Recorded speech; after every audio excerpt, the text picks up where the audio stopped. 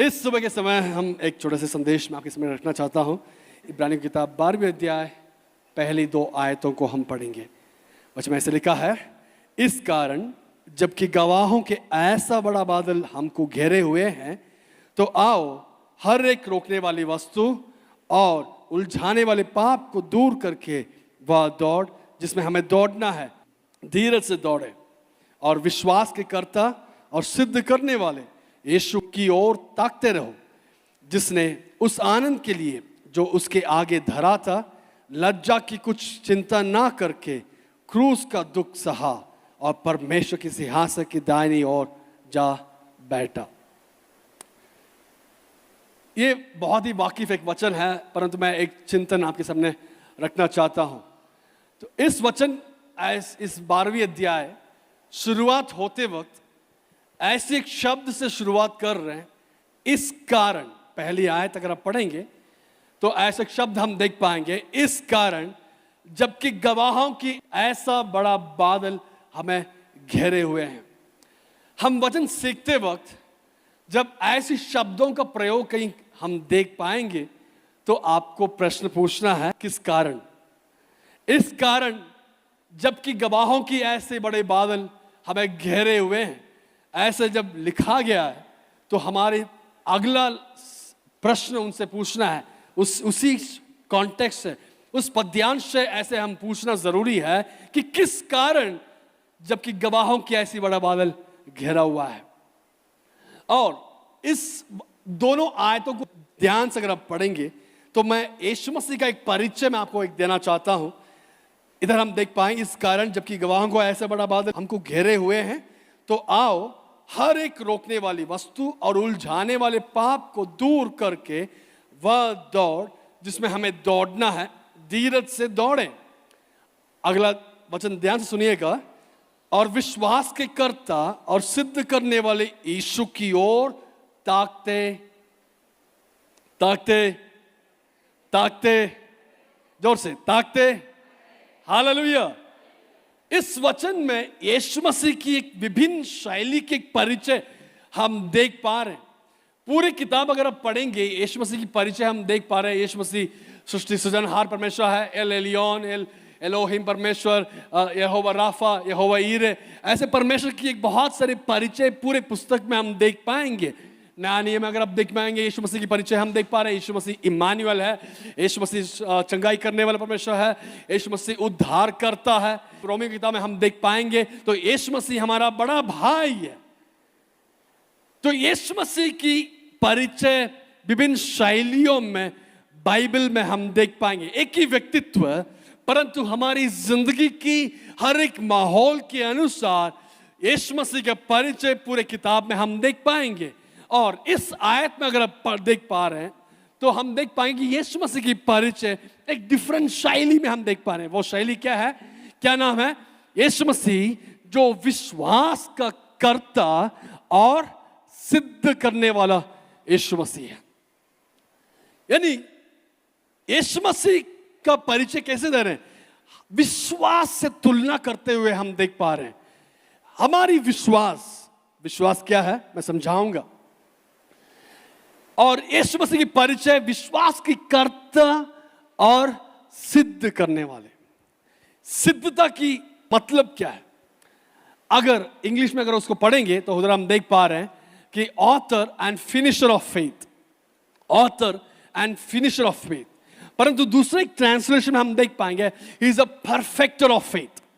वो यीशु मसीह कौन है? वो उसको पूरा करने वाला, परफेक्ट करने वाला परमेश्वर है। उदाहरण के लिए मैं इधर एक चिड़िया को देख रहा हूं, एक कबूतर को देख रहा हूं, ठीक है। मैं इस कबूतर को बना रहा हूं। इस कबूतर को बनाते वक्त उसका आउटलाइन देखेंगे तो हम समझ पाएंगे कि कबूतर है, सही है। इस आउटलाइन को देखते ही हम समझ पाएंगे कि एक कबूतर है। और इस कबूतर है तो मैंने आपको समझा दिया कि ये कबूतर है। परंतु मैं एक आर्टिस्ट हूं तो मेरा काम उधर रुकेगा नहीं। उसकी आखिरी शेडिंग तक बनाने तक, उसकी छाया, उसकी शेडिंग्स पूरा बनाने तक जैसे मैं सोच रहा था उस पूरी कल्पना के अनुसार, मेरे सोच विचारों के अनुसार, इस पूरे कबूतर को जब तक मैं बना नहीं पाऊंगा तब तक मैं इसको परफेक्ट नहीं बोल पाऊंगा। समझ रहे? आखिरी लाइन, आखिरी शेडिंग करने तक मेरा काम क्या रहेगा? इसी आउटलाइन के ऊपर मैं अपना शैली में, अपनी शेडिंग में, अपने रंग देकर मैं उसको परफेक्ट करते आ रहा हूं। आउटलाइन हो गया उसका मतलब यह नहीं है कि मैं उसको परफेक्ट हो गया। आउटलाइन मेरी सोच में, मेरे समझ में एक आउटलाइन, एक कबूतर की एक पूरी चित्र मेरे मन में है। उस चित्र के अनुसार मैं उसको रंग देते हुए आऊंगा तो उसको परफेक्ट कर रहा हूं। समझ रहे? तो आज यीशु मसीह परिचय हम कैसे देख पा रहे हैं? यीशु मसीह जो विश्वास के कर्ता और यानी अब विश्वास में आ गए तो उसका मतलब यह नहीं है कि आप सिद्ध हो चुके हैं। आप यीशु मसीह को जान चुके, उसका मतलब यह नहीं है कि आप सिद्ध हो चुके हैं। आप बपतिस्मा ले लिए तो उसका मतलब यह नहीं है कि आप सिद्ध हो चुके। आप बेतेली चर्च में अटेंड कर रहे हैं, हर सर्विस में आ रहे हैं, फास्टिंग प्रेयर में आ रहे हैं, अपनी जिंदगी में उपवास प्रार्थना कर रहे हैं, उसका मतलब यह नहीं है कि आप सिद्ध हो चुके हैं। इसलिए यीशु मसीह हमारी जिंदगी में सदैव हमारे साथ रहकर हमें उनकी कल्पना के अनुसार, उनकी सोच विचारों के अनुसार मैं कैसे बनना है, उनकी सोच विचारों के अनुसार परमेश्वर मुझे हर दिन सिद्ध करते हुए यीशु मसीह उनकी छाया में, उनकी परछाई में, उनकी छवि के अनुसार मुझे हर दिन बनाने वाला यीशु मसीह आज भी आपके और मेरे साथ है और मैं हमेशा उनके परफेक्शन में बढ़ता ही रहूंगा। हालेलुया। तो इस वचन में हम देख पा रहे हैं कि विश्वास की कर्ता और सिद्ध करने वाले यीशु की ओर हमको क्या करना है? आमीन। बेतली चर्च में सुंदर पास्टर्स हैं, बेतली चर्च में अच्छे अच्छे पास्टर्स हैं, परंतु वचन नहीं लिखा है कि पास्टर को देखते रहो।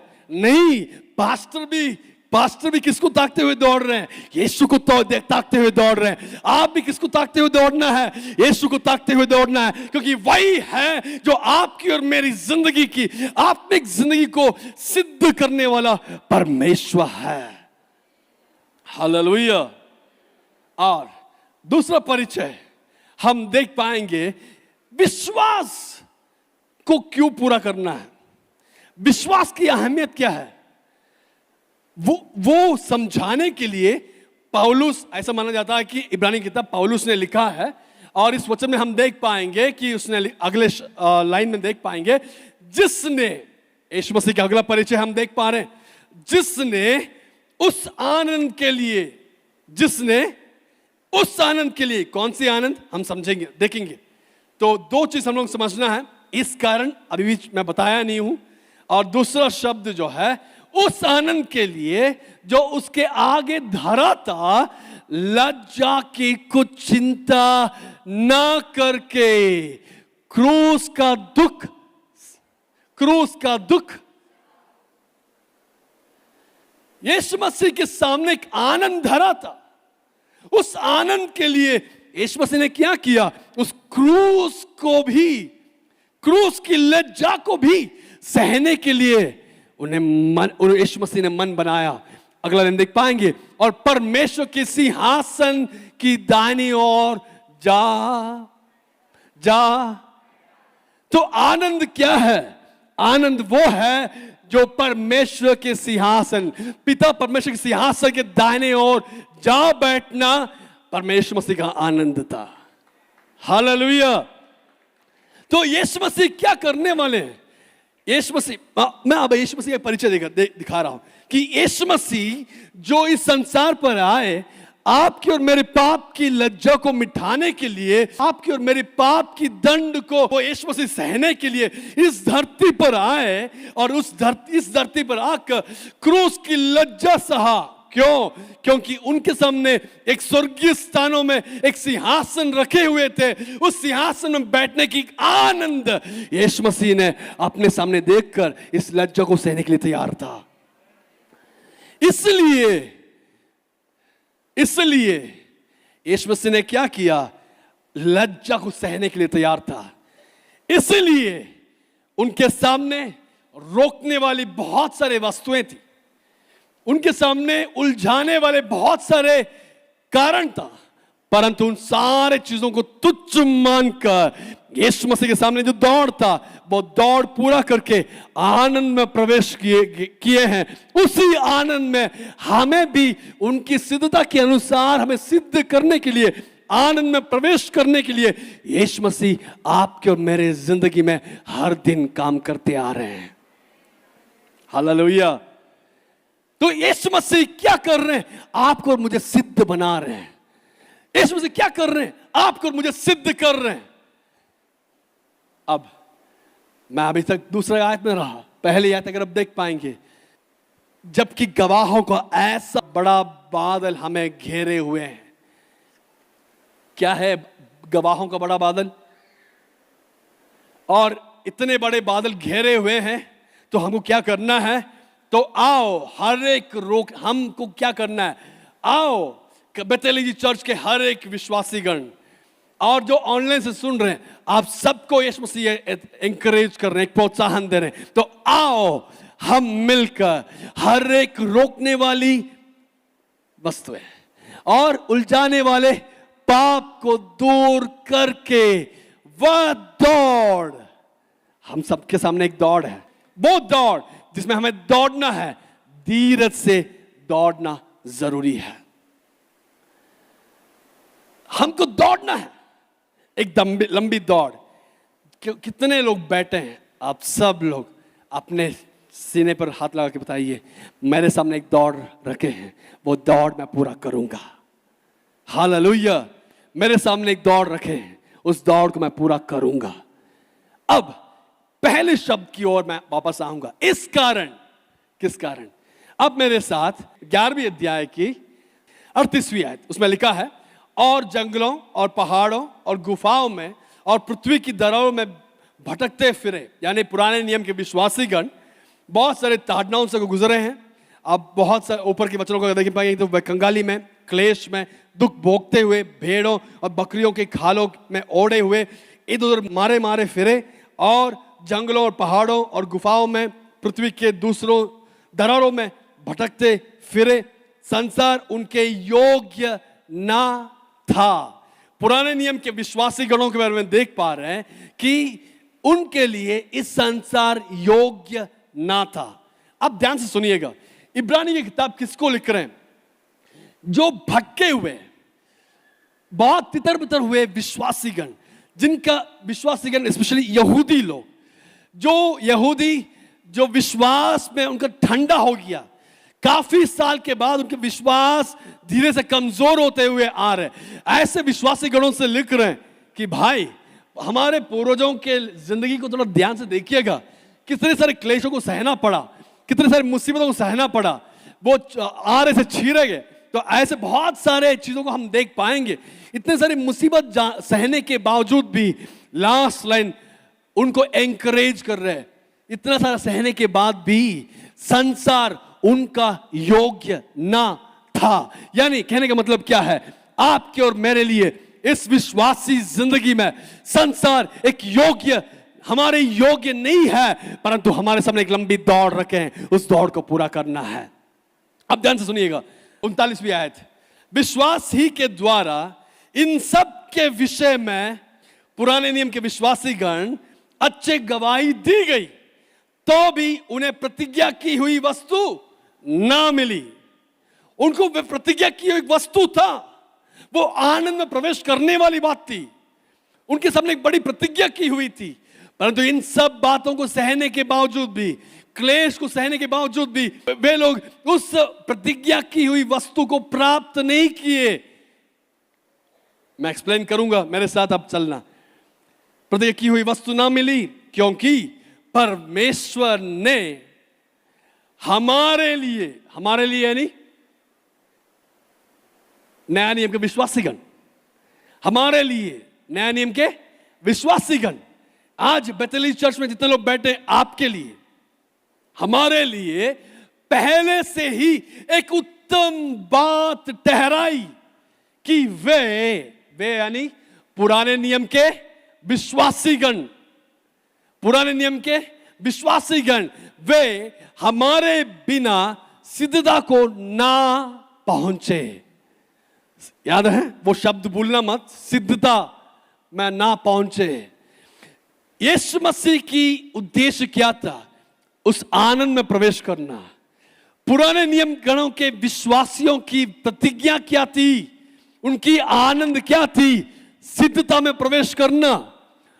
वे लोग बहुत सारी मुसीबत से गुजरे, फिर भी उनकी प्रतिज्ञा की हुई बात को प्राप्त नहीं किए, क्योंकि 40 आयत में हम देख पाएंगे, क्योंकि परमेश्वर ने हमारे लिए पहले से एक उत्तम बात ठहराई कि वे हमारे बिना सिद्धता में प्रवेश ना करें। मैं आपके सामने एक उदाहरण बताना चाहता हूं। मैं 2 बच्चों को बुला रहा हूं। ओके, मेरा बच्चों को बुला रहा हूं। एक बड़ा है, एक छोटा है। एक लंबी दौड़ रखा हूं, आप लोग दौड़ना है। जो पहले पहुंचेगा उसके लिए एक तोहफा मैं रखा हूं। हेलो, आप लोग मेरे साथ हैं? है ना? हाँ, दोनों बच्चों को दौड़ने के लिए बताया हूं, और मैं जानता हूं कि कौन पहले पहुंचेगा। बड़ा वाला पहुंचेगा। हाँ, मैं बताया, आप लोग दौड़ना, जो तेजी से दौड़ेगा, जो पहले पहुंचेगा, मैं उसको एक तोहफा देने वाला हूं। तो मेरे पॉकेट में मैंने दो टॉफी या 2 गिफ्ट मैंने रखा हूं दोनों को देने के लिए। अब मैं जानता हूं कि पहले वाला पहले पहुंचेगा। दौड़, मैंने सीटी बजाया, दौड़े। दौड़ने के बाद कौन पहले पहुंचेगा? बड़ा वाला। बड़ा वाला पहुंचा, पापा मुझे दे दो मेरा गिफ्ट। क्या मैं बताऊंगा क्या? बेटा वेट कर, दूसरा वाला भी। करेक्ट? हाँ या नहीं? दूसरा वाला भी आने दे। यही हुआ इधर। पुराने नियम की विश्वासी गण, अब्राहम, मूसा, दाऊद, ऐसे भविष्यवक्ता हैं, इन सब लोग लंबी दौड़ दौड़ के पूरा कर चुके हैं, परंतु सिद्धता में प्रवेश नहीं किए। क्यों? क्योंकि वे लोग हमारे बिना सिद्धता में नहीं पहुंचेगा। यानी हम जब तक नहीं पहुंच पाएंगे तब तक वे लोग वेट कर रहे हैं। अब्राहम पिता वेट कर रहे हैं कि भैया बेथेली चर्च के विश्वासीगण ढंग से चलो ना, जल्दी आ जाओ, ताकि मेरे सिद्धता में, मेरी ट्रेन पहले पहुंच गई है, अभी मैं वेट कर रहा हूं। क्यों? अगला नंबर वाला फाइनल व्यक्ति भी आ जाए। आज बेथेली चर्च के विश्वासीगण, आप लोग ऐसे एक समझ आपके अंदर होना है कि आप लोग इतने सौभाग्यशाली हैं कि यीशु मसीह ने आपको अपना बेटा बना लिए, कि आपके बिना पुराने नियम के विश्वासीगण, विश्वासों के वीर लोग भी आपके लिए वेट कर रहे हैं कि आप कब पहुंचेंगे। हालेलुया! तो हमको इस लंबी दौड़ दौड़ना है, तो आप लोग ध्यान से दौड़ना। उलझाने वाली बहुत सारी बातें, पाप है, आपको टोकर कर खाकर गिराने वाली बहुत सारे पाप है, उसमें मत फंसना। उसको हटाकर आप लोग ध्यान से आगे की ओर दौड़िए, क्योंकि आपके सामने गवाहों की एक ऐसी बड़ी बादल खड़े हुए हैं। ये लोग वेट कर रहे हैं। अब्राहम पिता, दाऊद, मूसा, हाबिल, हानुक, सारा, इसहाक, याकूब, ऐसे के बहुत सारे भविष्यवक्ता हैं। ये लोग पूरा वेट कर रहे हैं कि कब जूनी पहुंचेगा, कैसे जूनी दौड़ रहा है, उसकी आत्मिकता कैसे है, प्रार्थना कैसे है। हर दिन अब्राहम पिता देखते आ रहा है कि वो गवाह ठहर रहे हैं कि मैं कैसे दौड़ रहा हूं। गवाहों की ऐसी बड़ी बादल हमें घेरे हुए हैं। इसलिए आओ हम हर एक उलझाने वाली वस्तु, पाप और रोकने वाली वस्तुओं से आप दूर करके वह दौड़, जिसमें हमें दौड़ना है, धीरज से दौड़ना है। हालेलुया! धीरज से दौड़ना है, क्योंकि पिता परमेश्वर यीशु मसीह, पवित्र आत्मा, सारे दूतगण, इनके अलावा पुराने नियम के सारे विश्वासी गण, ये लोग देख रहे हैं कि आपकी दौड़ कैसे है। आपको सांसारिक चीजों से अलग होकर हमको दौड़ना है ताकि हम उनकी सिद्धता में पहुंच पाए। हर दिन यीशु मसीह उनकी छाया में, उनके स्वरूप में मुझे बदल रहे हैं। हर दिन मेरे अंदर ऐसे एक प्रक्रिया चल रही है कि पवित्र आत्मा मुझे उनके साए में मुझे बदल रहे हैं। हालेलुया। आप लोग दौड़ना है, परंतु ये कैसे होगा? इस दौड़ कैसे होगा? यीशु मसीह का परिचय क्या है? वो विश्वास के कर्ता और सिद्ध करने वाला। यानी आपको और मुझे क्या जरूरी है? आपको और मुझे परमेश्वर के ऊपर एक विश्वास जरूरी है। ये कौन सी विश्वास है? ये कौन सी विश्वास है? विश्वास एक कार खरीदने वाली विश्वास नहीं है, घर खरीदने वाली विश्वास नहीं है। मैं विश्वास करूंगा, मैं एक महीना यीशु मसीह के लिए यीशु मसीह से प्रार्थना करूंगा, मैं विश्वास करते हुए प्रार्थना करूंगा कि मुझे एक मकान मिल जाए। जी मिलेगा, विश्वास करिए। अब एक अच्छा काम मिल जाए, जी मिलेगा, विश्वास करिए। परंतु ये वाला विश्वास वो विश्वास नहीं है। ये विश्वास कौन सी विश्वास है? वो विश्वास सिद्धता में प्रवेश करने वाली विश्वास है। ये विश्वास कौन सी विश्वास है? मैं प्रूफ करूंगा। ये विश्वास कौन सी विश्वास है? ये विश्वास आपके स्वर्गीय स्थानों में प्रवेश करने वाली विश्वास है। हमारे लिए प्रतिज्ञा की एक वस्तु है, उस प्रतिज्ञा की वस्तुओं को प्राप्त करने वाली एक विश्वास है। यह विश्वास मैं प्रूफ करूंगा। अब मेरे साथ एक 11वीं अध्याय हम पढ़ेंगे। 11वीं अध्याय बाइबल में एक अध्याय है जो पूरी अध्याय एक विशेष टॉपिक के लिए हटाया गया था। वो कौन सा है? वो है विश्वास। वो इब्रानियों की किताब 11वीं अध्याय, विश्वास की अध्याय। अगर मैं बताऊंगा तो आप सब लोग बोलेंगे कौन सा है? Hebrews 11, correct? क्योंकि इस पूरी अध्याय विश्वास के बारे में जिक्र किया हुआ एक भाग है। अब ये विश्वास कौन सी है? 11वीं अध्याय की पहली है, अब विश्वास आशा की हुई वस्तुओं का निश्चय और अनदेखी वस्तुओं का। यानी इस लेखक हमें ऐसे इस शुरुआती दौर में विश्वास की परिचय, विश्वास की परिभाषा यह कह रहे हैं कि क्या है? कि वो विश्वास क्या है? अनदेखी वस्तुओं का प्रमाण है। हालेलुया। आशा की हुई वस्तुओं का निश्चय है, अनदेखी वस्तुओं का प्रमाण और आशा की हुई वस्तुओं का। मैंने एक उदाहरण बताया था, वो उदाहरण इधर भी बताना चाहता हूं। मान कर चलिएगा जो भाई मुझे एक कार गिफ्ट करने वाले हैं। क्या है? कार, एक बहुत अच्छा कीमती कार जो भाई मुझे गिफ्ट करने वाले हैं। उन्होंने बताया आपको मैं एक कार गिफ्ट करूंगा। अगले दिन वो कार मेरे नाम से बुक करके मुझे उसकी पूरा बुकिंग रिसीट, पेमेंट किया वो रिसीट और बुक किया वो रिसीट सब कुछ लेके आके मेरे हाथ में एक एनवेलप दे दिए, भैया पकड़ लो, ये कार बुक कर दिया हूं, 1 महीने के बाद मिल जाएगा। ठीक है ना? आप लोग खुश है कि नहीं? अरे आप लोगों का चेहरा देखे पास्टर को कार नहीं मिलना, तब मुझे कार मिलने से अच्छा था। कोई बोलने वाला है क्या? मेहरबानी करके ऐसे नहीं करना। मुझे कार है, पर मैं एक उदाहरण बता रहा हूं कि भाई बता रहे हैं एक पकड़ लो, कार आपके लिए है, आपका कार है। अब अगले दिन से मेरा प्लानिंग कैसा रहेगा? मान के चलिए मुझे कार नहीं है, मेरा घर में प्लानिंग क्या चलेगा?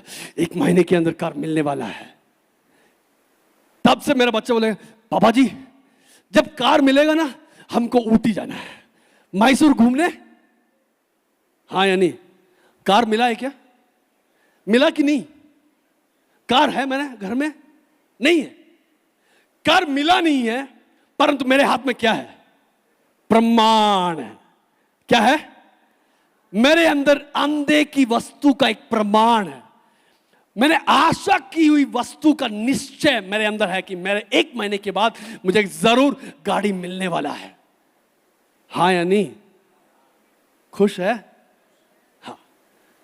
अगले दिन अगले हफ्ते मेरा बड़ा बेटा क्या बोलेगा, पापा जब मैं कार मिलेगा ना मैं पहले सीट साइड वाले सीट में बैठूंगा।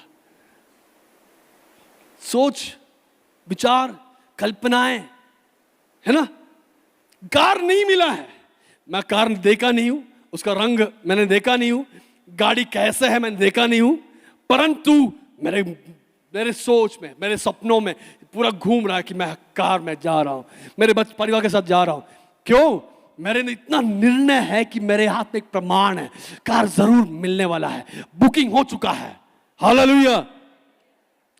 क्या आप जानते हैं 2 हफ्ते के बाद मैं जाकर के खुद जाकर के एक और कार बुक करूंगा कि नहीं करूंगा? नहीं करूंगा। क्यों? ऑलरेडी मेरे लिए कार मिलने वाली है, मेरे पास एक प्रमाण है। इतना निर्णय इस वचन से अगर आप देख पाएंगे। अब विश्वास आशा की हुई वस्तुओं का निश्चय है और अनदेखी वस्तुओं का प्रमाण है। यानी आपके और मेरे इस अविश्वास की दौड़ के लिए आपके और मेरे सामने एक विश्वास एक अनदेखी वस्तु है।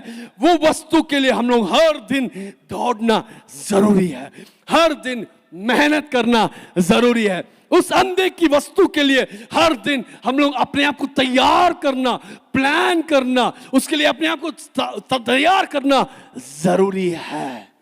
हालेलुया। हर दिन जैसे मेरे बच्चे लोग प्लान कर रहे थे, कार आएगा तो फलाना जगह पर जाएंगे, कार आएगा तो ऐसे घूमने जाएंगे। जैसे प्लानिंग चल रही ऐसे ही अनदेखी वस्तुओं को प्राप्त करने के लिए हम लोग इस जिंदगी में हम लोग हर दिन तैयार करना जरूरी है। हालेलुया। अब आइए मेरे साथ तीसरे वचन को पढ़ेंगे। विश्वास ही से हम जान जाते हैं कि सारी सृष्टि की रचना परमेश्वर के वचन के द्वारा हुई है, पर यह नहीं कि जो कुछ देखने में आता है वह देखी हुई वस्तुओं से बना हो। यानी इधर लेखक हमें शुरुआती वचन से हमें इस वचन से तैयार करना चाहते हैं, भाई आपकी आत्मिक जिंदगी अनदेखी वस्तुओं के लिए, देखी वस्तुओं के लिए नहीं बल्कि अनदेखी वस्तुओं के लिए आपकी आत्मिक जिंदगी होना जरूरी है। जैसे इस पूरी पृथ्वी को, पूरे इस कायनात को परमेश्वर ने अपने वचनों से अनदेखी वस्तुओं से सृजा है, तो आपकी आत्मिकता को भी अनदेखी वस्तुओं से आपको पालन पोषण करने के लिए, उस अनदेखी वस्तुओं तक, उस जगह तक पहुंचने के लिए आपको तैयार करने वाला परमेश्वर है।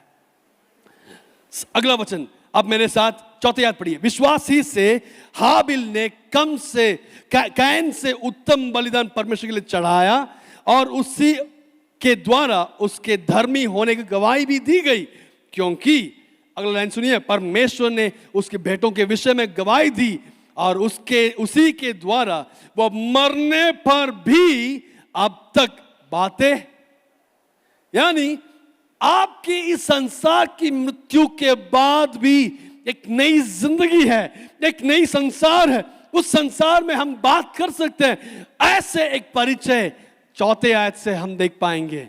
तो क्या है? गवाहों की ऐसी बड़ी बादल में पहला व्यक्ति का परिचय कौन है? परमेश्वर। दूसरा व्यक्ति का परिचय कौन है? वो हाबिल है। अब आइए मेरे साथ पांचवी आयत। विश्वास ही से हानोक उठा लिया गया कि मृत्यु को ना देखे और उसका पता नहीं मिला, क्योंकि परमेश्वर ने उसे उठा लिया था और उसके उठाए जाने से पहले उसकी यह गवाही दी गई थी कि उसने परमेश्वर को प्रसन्न किया है। पांचवें आयत से अगर आप देख पाएंगे तो एक और गवाह का परिचय दे रहे हैं। कौन है वो? आप लोग मेरे साथ रहना। कौन है? हानोक। हानोक की विशेषता क्या है? हानोक को परमेश्वर ने उठा लिए, एक नई संसार में ले गए। आज लेकर कहना चाहते हैं, भाई आप जो देख रहे हैं ना, इस संसार के लिए आप इतना मेहनत करने की जरूरत नहीं है। आपको मेहनत करना है। एक और जिंदगी है, जहाँ पे आपको रूपांतरित करके ले जाने वाले हैं, उस संसार के लिए हम लोग तैयार रहना जरूरी है। हालेलुया। उस संसार के लिए हम लोग तैयार रहना। जैसे हानुक को परमेश्वर ने बदल कर, रूपांतरित करके, नई शरीर देकर उस स्वर्गीय स्थानों में ले गए थे, ऐसे ही आपको भी परमेश्वर एक नई रूप देकर ले जाने के लिए योग्य परमेश्वर है। अब मेरे साथ उसके 7वीं आयत पढ़िएगा। विश्वास ही से नूह ने उन बातों के विषय में जो उस समय दिखाई ना पड़ती थी। अब देखिए, इन सारे वचनों में आप देख पा रहे हैं, अनदेखी वस्तु का विषय का जिक्र कर रहे हैं। देखे नहीं है, परंतु इतना आपकी विश्वास को दृढ़ कर रहे हैं इन वचनों से कि देखिए, मैं इस वचनों को पढ़ते वक्त आज तक न मिलने वाली रेवलेशन है जो परमेश्वर ने मुझे दी है।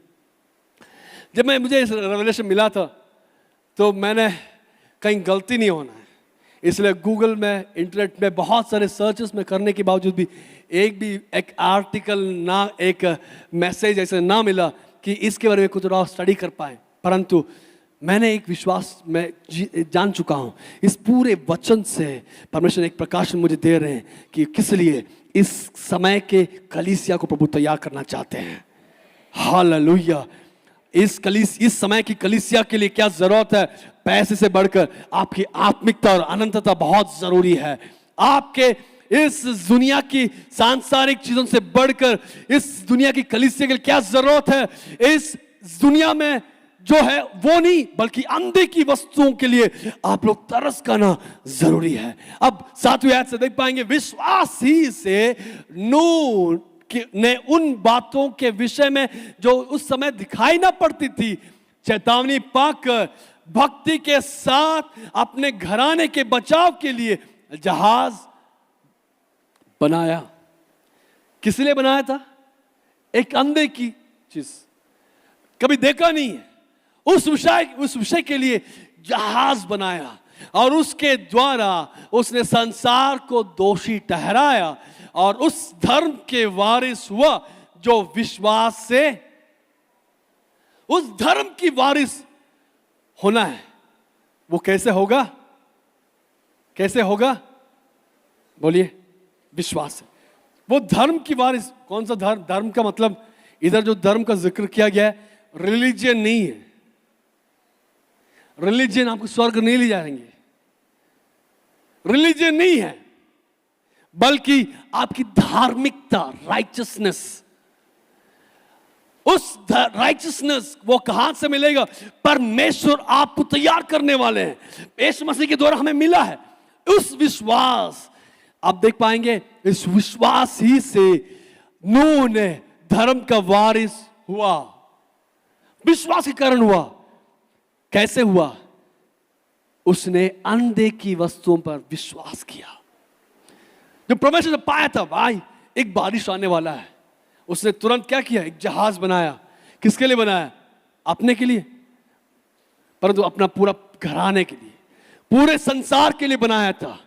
और 120 साल उसने प्रचार किया कि संसार में एक ताड़ना आने वाली है, संसार में एक प्रभु के क्रोध आने वाली है, उससे बचो और इस जहाज में आ जाओ। परंतु एक भी इंसान नहीं आया, बल्कि कौन आया? परिवार तो आया, वेरी गुड, जानवर आया। 120 साल प्रचार किया, नूह हार नहीं माना। एक भी इंसान नहीं आया, परंतु सारे जानवर, सारी पक्षियां इसके अंदर आ चुका। और क्या किया? संसार को दोषी ठहराया, उसमें लिखा है, और उसके द्वारा उसने संसार को दोषी ठहराया। आज मैं आपको एक खुशखबरी देना चाहता हूं। जितने लोग मसीह में हैं, आप लोग इस बात के लिए तैयार होना है कि आप अनंतता में प्रवेश करें। आप सब लोग यीशु मसीह के लिए तैयार होना जरूरी है, उनकी आगमन के लिए तैयार होना जरूरी है। वो जल्द आने वाले हैं। जब वो आएंगे, आप लोग उनके साथ बादलों पे उठा लिए जाना जरूरी है। परंतु हमारा काम उधर से नहीं रुकेगा। वो जब गए, उनके साथ हम रहेंगे और एक दिन हम वापस आएंगे। क्यों? उनके साथ सिंहासनों पे बैठकर हम संसार को न्याय करने वाले हैं। हालेलुया। विश्वास से मैं आपको इंकरेज करना चाहता हूं, एक दिन आपको और मुझे ऐसे सौभाग्य मिलने वाले हैं कि हम यीशु के साथ बैठकर हम संसार को न्याय करने वाले हैं। इसलिए आप लोग तैयार हो जाइए, विश्वास की दौड़ धीरज से दौड़िए। हालेलुया। आपको दौड़ना है। हालेलुया। सारे रोकने वाली वस्तु, उलझाने वाले पाप से दूर हो जाइए। क्यों? क्योंकि हम बादलों पे उठा लिए जाएंगे और जब वो वापस आएंगे इस संसार को नूह के समान हम दोषी ठहराने वाले हैं, न्याय करने वाले हैं। मैं उस दिन सारे घमंडी नाश हो जाएंगे। मलाकी की किताब में लिखा है, 4 अध्याय में लिखा है, उस दिन सारे घमंडी नाश हो जाएंगे, न्याय किया जाएगा। आप उस न्याय के सिंहासन में आप और मैं बैठने की एक सौभाग्य परमेश्वर देने वाले हैं। चाहिए वो जिंदगी? चाहिए वो जिंदगी?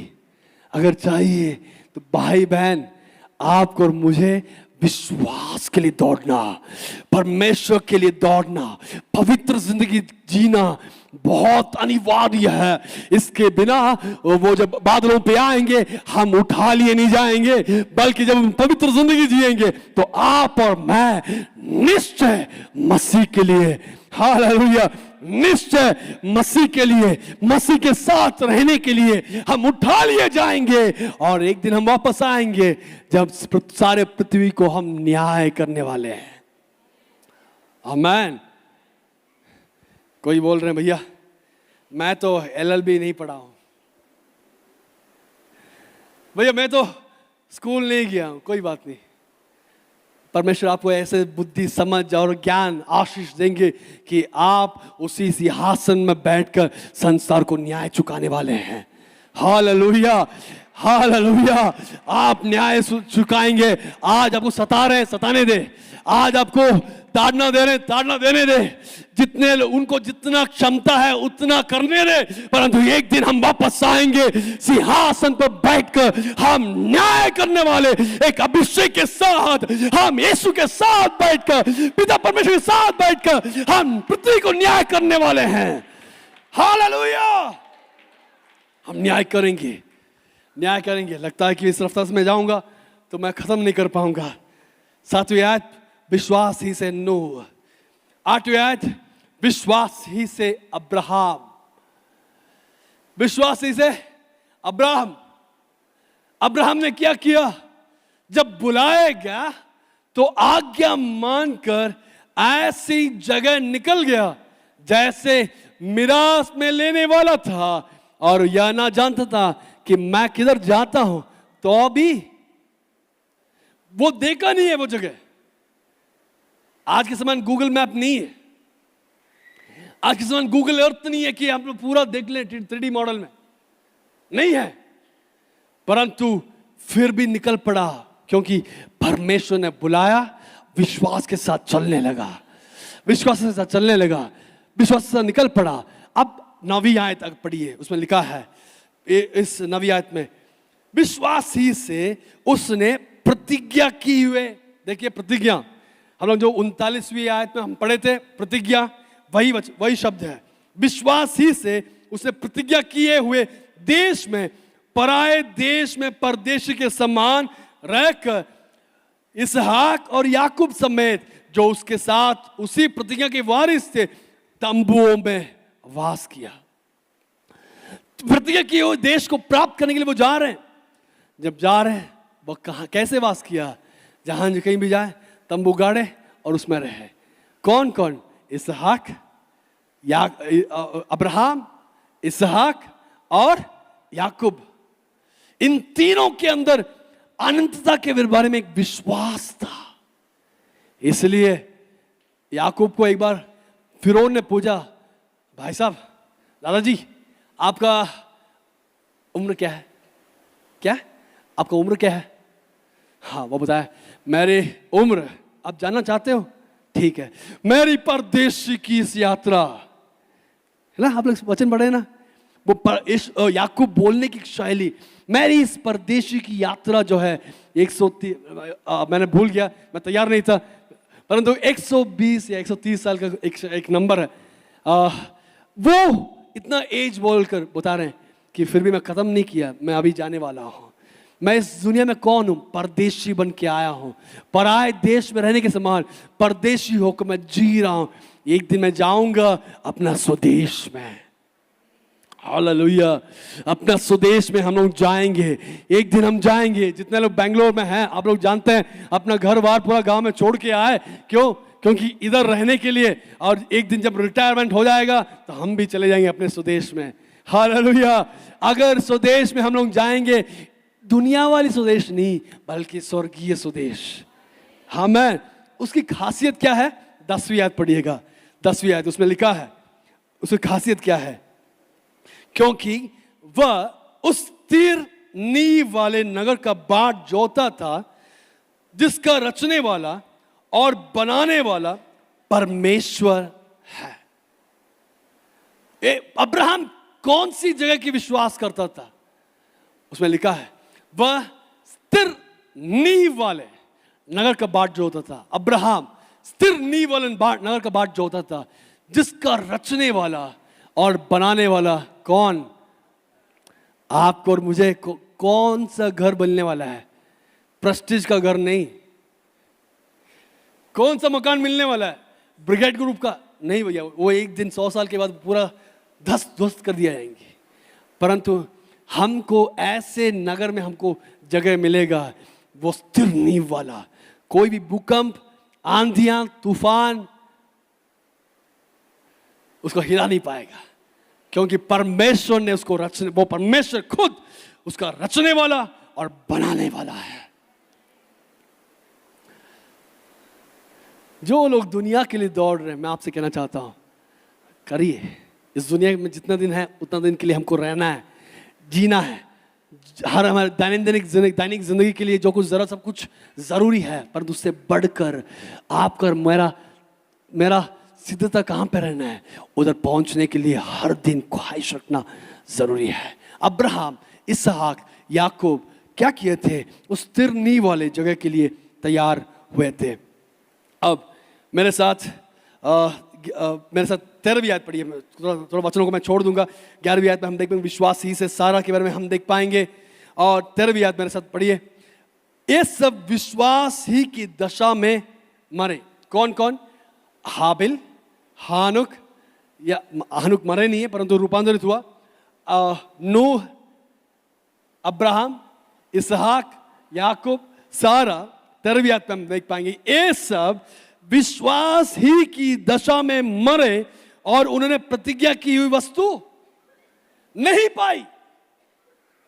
उनको प्रॉमिस मिला था, मरने के बावजूद भी वो प्राप्त नहीं किए, पर उन्हें दूर से देखकर आनंदित हुए। यीशु मसीह क्या किए थे? उस आनंद में प्रवेश करने के लिए वही शब्द का प्रयोग कर रहे हैं। वो दूर से देखकर आनंदित हुए और मान लिया कि हम पृथ्वी पर कौन है? परदेशी और बाहरी है। 13 वर्स 13, हम पृथ्वी में कौन है? परदेशी और बाहरी है। इस सारे दुनिया में जितना भी हो, कुछ हमारे अनंतता के लिए कोई काम का लायक नहीं, बल्कि इसमें लिखा है उन्होंने प्रतिज्ञा की हुई वस्तुएं ऐसे वो लोग नहीं प्राप्त किए, परंतु वह दूर से देखकर आनंदित हुए। हालेलुया। हम लोग गाते हैं ना, नीले आसमान के पार, और क्या है? रहता वहां। हालेलुया। अब कोई भी वादा ना होगा, सपना है। हालेलुया। हम एक दिन नीले आसमान में उठने जाने वाले हैं। जब तुरही फूके जाएंगे, उस दिन आप और मैं उस नीले आसमान में जाएंगे। उस दिन मैं यीशु को सीने से लगाऊंगा, गले से लगाऊंगा। हालेलुया। वो पहली बार मैं यीशु को गले से लगाने वाला हूं। मेरा उद्धार करता, मेरा प्राण प्रिय यीशु को उस दिन उन पास बादल में, हालेलुया, यीशु से मैं गले लगाने वाला हूं। हालेलुया। यीशु, मैं बादलों पर जाऊंगा। मेरा विश्वास है स्टेफनस के समान यीशु मसीह खड़े रहेंगे, बताएंगे आजा बेटा आजा, मेरी अनंतता में प्रवेश कर ले। ये सब तेरे लिए मैंने बनाया हूं। मेरे पापा ने बनाया है, तेरे लिए और मेरे लिए बनाया, मेरा पापा ने बनाया है। हालेलुया। क्यों मतलब यूहन्ना जैसे सुसमाचार 14वीं आयत में पढ़ेंगे तो लिखा है, मेरे पिता के घर में बहुत सारे, हालेलुया, पापा ने बनाया। किसके लिए बना है? मेरे लिए और आपके लिए बना है। बेटा आजा। एक दिन तुरही फूके जाएंगे, हम उठा लिए जाएंगे और उस दिन आनंद में हम प्रवेश करेंगे। इस दुनिया में हम कौन है? परदेशी और बाहरी होके हमको जी रहे हैं। अब्राहम, इसहाक, याकूब, सारा, नूह, हाबिल, ये लोग पूरा कैसे जिए थे? दूर से देखे थे परंतु प्रवेश नहीं कर पाए। क्यों? क्योंकि दूसरा नंबर वाला बेटा अभी तक, दूसरा नंबर वाला बेटा पहुंचना है। दूर से देखकर वे लोग आनंदित हुए परंतु प्रतिज्ञा की हुई वस्तुएं प्राप्त नहीं किए, क्योंकि दूसरा नंबर वाला बेटा आने वाला है। वो कौन? कलीसिया। यीशु मसीह के लहू से खरीदा गया। आमेन। वो परमेश्वर का बेटा बनने की सौभाग्य परमेश्वर ने हमें दिए। वो दूसरा नंबर वाला बेटा आने तक हमारे पहले, हमें इजरायलियों के लिए है, हमें पुराने नियम के विश्वासियों के लिए यह सौभाग्य अभी तक नहीं मिला। वो लोग बाहर जो रहे हैं। आमेन। मेरा समय हो गया। 23वीं आयत मैं जल्दी से पढ़ूंगा, काफी वचन है। आप 19वीं आयत, 20वीं आयत पढ़ेंगे। विश्वासी से याकूब, विश्वासी से इसहाक, विश्वासी से यूसुफ के बारे में पूरा जिक्र किया गया। अब देखिए 23वीं आयत। विश्वासी से मूसा के माता पिता ने उसको उत्पन्न होने के बाद 3 महीने तक छिपा रखा, क्योंकि उन्होंने देखा कि बालक सुंदर है और वे राजा के आज्ञा से ना डरा।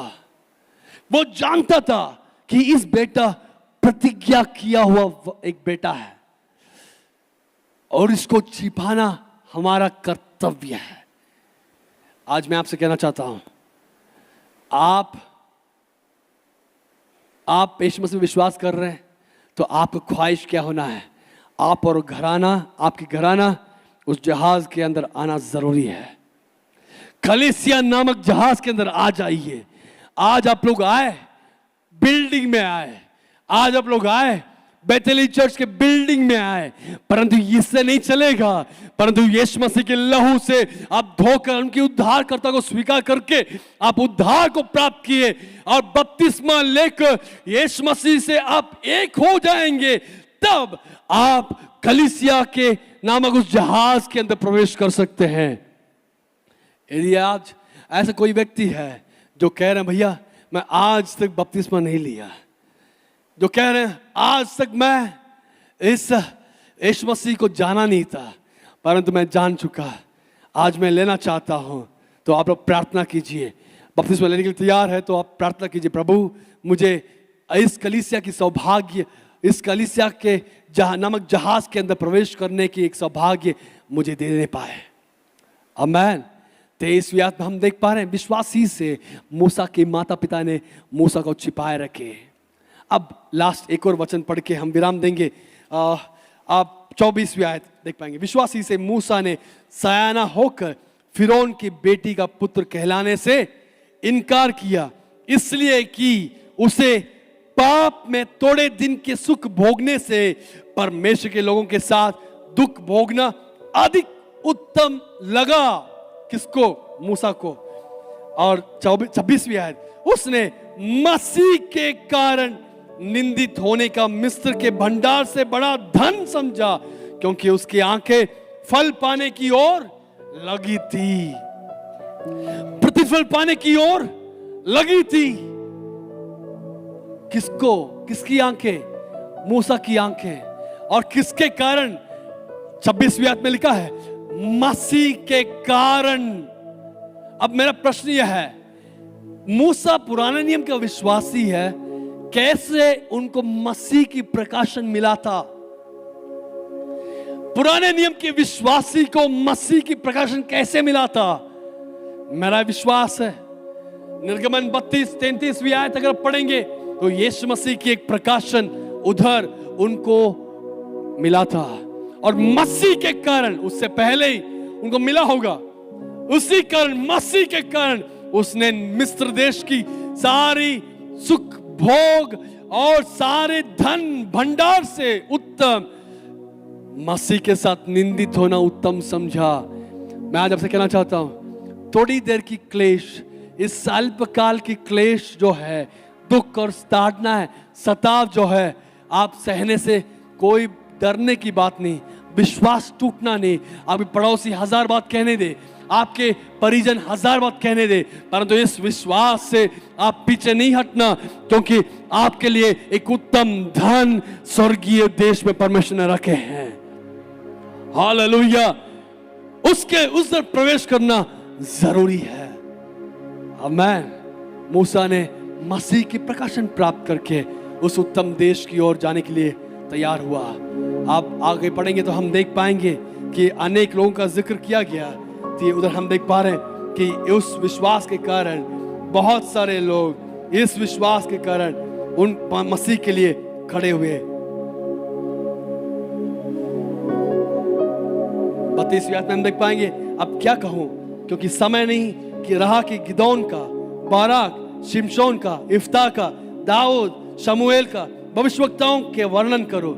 इन्होंने विश्वास ही के द्वारा राज्य जीते, धर्म के काम किए, प्रतिज्ञा की हुई वस्तुएं प्राप्त की, सिंहों के मुंह बंद किए, आग की ज्वाला को ठंडा किया, तलवार की धार से बच निकले, निर्बलता में बलवंत हुए, लड़ाई में वीर निकले, विदेशियों को की फौजों को मार भगाए। स्त्रियों ने अपने बच्चों को नष्ट किए, परंतु क्यों? इस आशा में, इस वचन को पढ़िए, स्त्रियों की 35वीं आयत, स्त्रियों ने अपने मरे हुओं को फिर जीवित पाया, कितनों तो मार खाते खाते मर गए और छुटकारा ना चाहा, इसलिए कि, यह वचन बहुत जरूरी है, इसलिए कि उत्तम पुनरुत्थान के भागी हो। उत्तम पुनरुत्थान के भागी हो। मरने के लिए अपने आप को छोड़ दिए। पुराने नियम के विश्वासीगण, यशायाह नबी जो है आरे से चीरे गए थे, मरने के लिए अपने आप को छोड़ दिए, क्योंकि उन्होंने विश्वास किए थे कि एक दिन मेरा उत्तम पुनरुत्थान होने वाला है।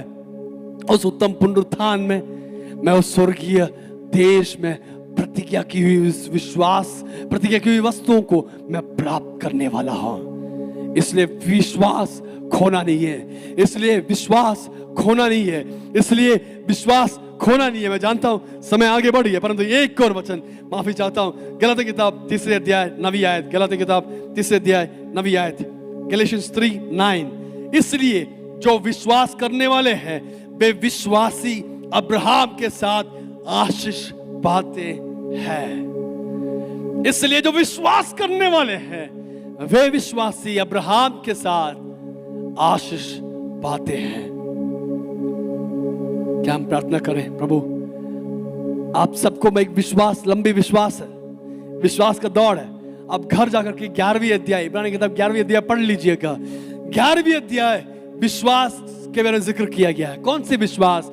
उस प्रतिज्ञा की हुई वस्तु को प्राप्त करने वाली विश्वास, उस अनंतता की विश्वास, उस स्वर्गीय देश में जाने वाली विश्वास के बारे में जिक्र किया गया।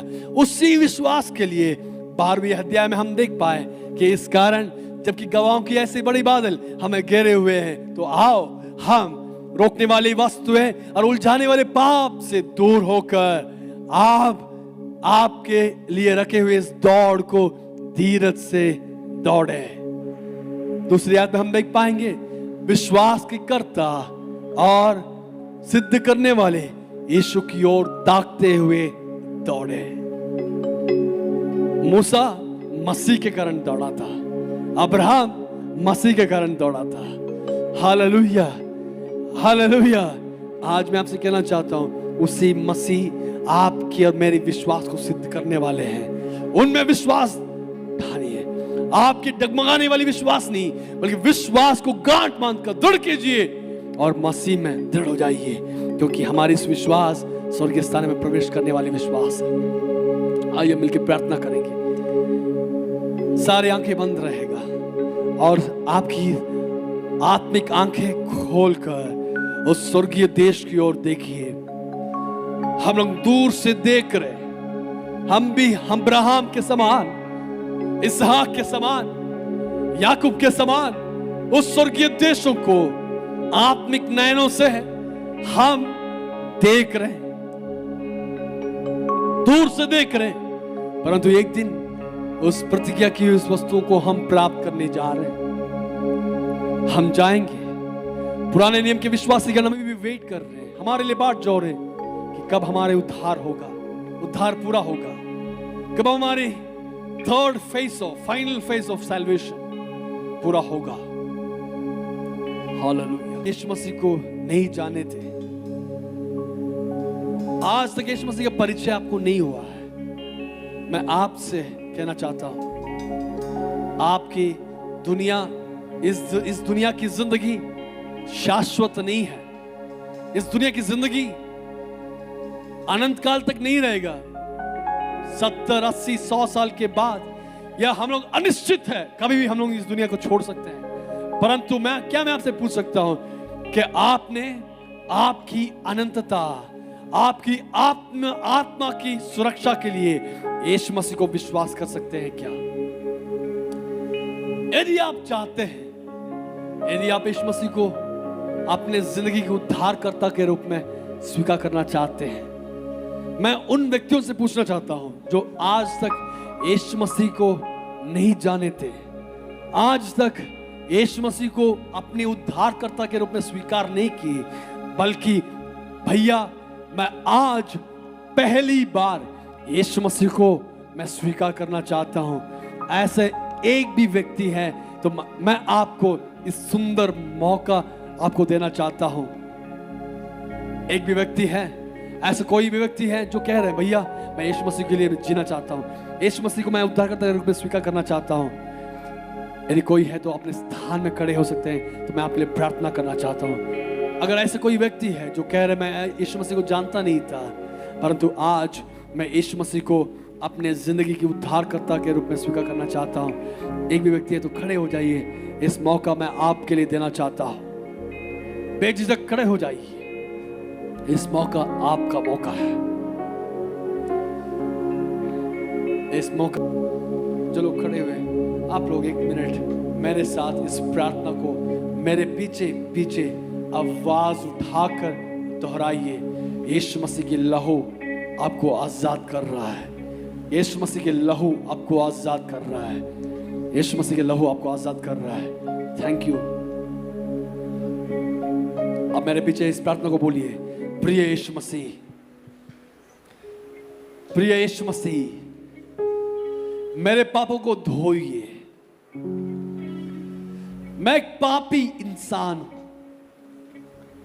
मेरे पापों को धोइए। मैं विश्वास करता हूं कि आपने मेरे पापों के लिए उस क्रूस पर मरे, आपके लहू से धोकर मुझे पवित्र कर सकते हैं। तो मैं आज आपसे विनती करना चाहता हूं कि हे प्रिय यीशु मसीह, आपके उस लहू से मुझे धोकर आपका बेटा और बेटी बनाने के लिए मैं प्रार्थना कर रहा हूं। यीशु मसीह मुझे स्वीकार कीजिए, मुझे अपनाइए, मुझे आपका बेटा बनाइए। आज से आप मेरा उद्धार करता, मेरे पिता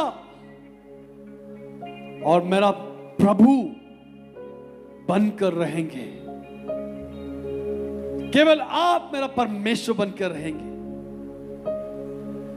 यीशु मसीह, आपके राहों में चलने के लिए, आपकी सिद्धता की वो काम मेरे अंदर भी करने के लिए, पूरी जिंदगी मेरी आखिरी सांस तक आपके लिए जीने के लिए आपके हाथों में सौंप देता हूं। मेरे दिल के अंदर आ जाइए, मेरा जिंदगी का स्वामी बनकर रहिए। आपकी शांति, आपकी आनंद, आपकी उद्धार और आपकी पवित्र आत्मा मेरे अंदर उंडेलिए। मेरी प्रार्थना को सुनने के लिए धन्यवाद करता हूं। प्रभु यीशु नासरी के नाम से मैं प्रार्थना कर रहा हूं और कबूल कीजिए। आमेन, आमेन।